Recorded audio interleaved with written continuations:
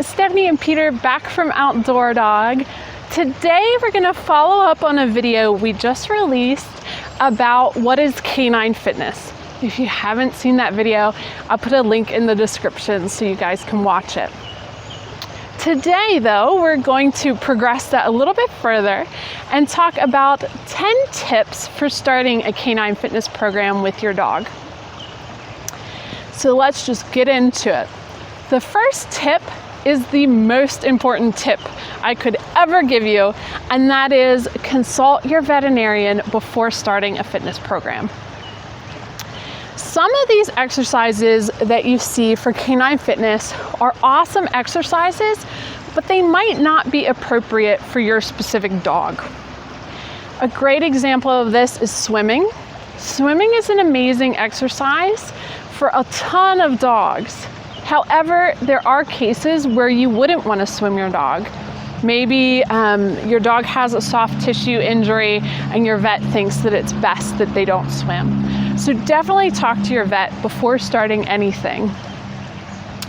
Also, your vet might be able to refer you to a fitness professional or maybe a rehab center that can help you develop a very specific program for your specific dog.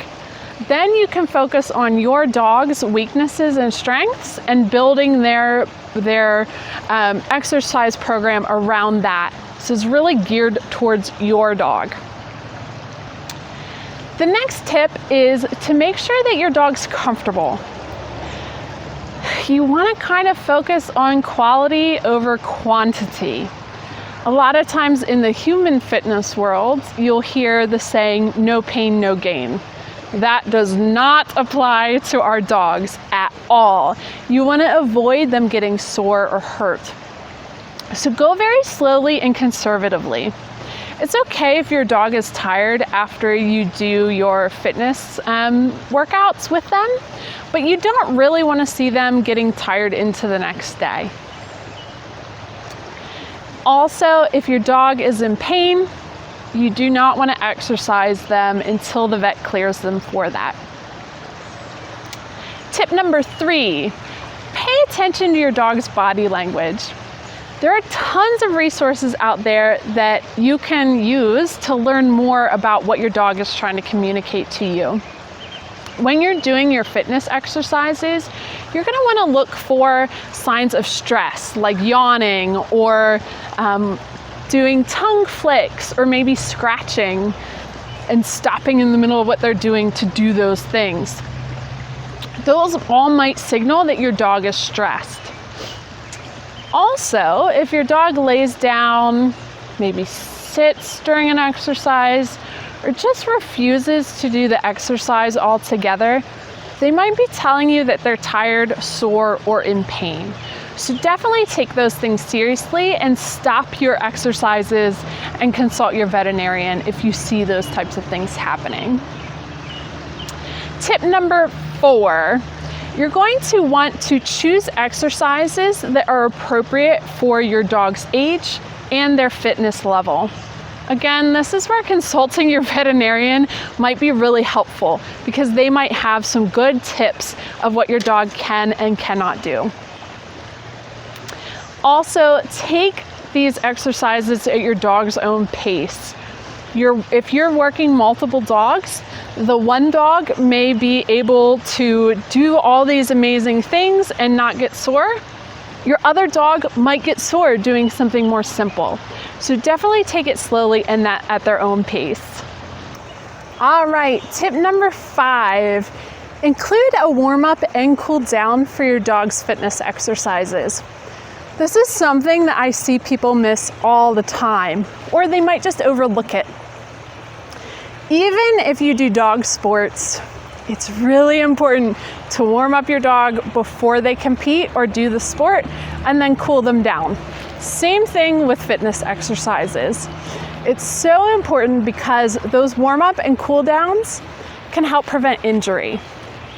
There will be hopefully an upcoming Outdoor Dog video on warm ups and cool downs, so keep an eye open for that. Number 6, Make sure you have a surface for your dog to work on that is safe and comfortable.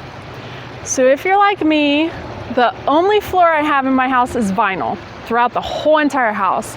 So it's a little too slippery for me to do fitness exercises with Peter on it.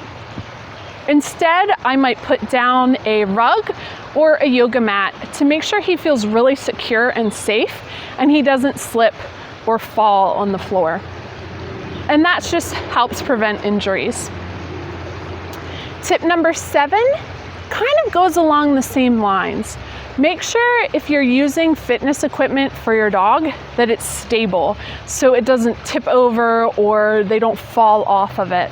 And again, that's just to prevent injury and help your dog feel really safe and comfortable doing these exercises. Tip number 8, limit the distractions in the environment. All that means is make sure there's not a whole lot going on when you are working with your dog for fitness.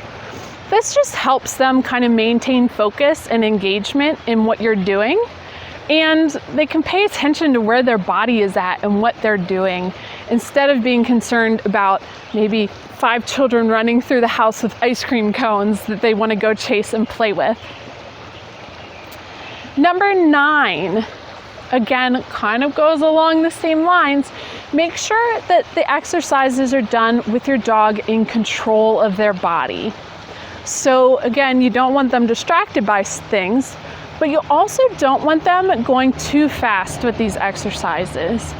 Slow and controlled is the way to go. So just keep that in mind. And finally, tip number 10, have fun with this. It's so great to learn different fitness exercises that you can do with your dog and just enjoy the time spent with them. It can be super duper fun. So if you would like to know a little bit more about what exercises to do with your dog, maybe just subscribe and click that notification bell. That way you know when more outdoor dog videos are coming up and are already there for you to watch. Thank you guys so much for watching. We'll have more in the future all about dog fitness.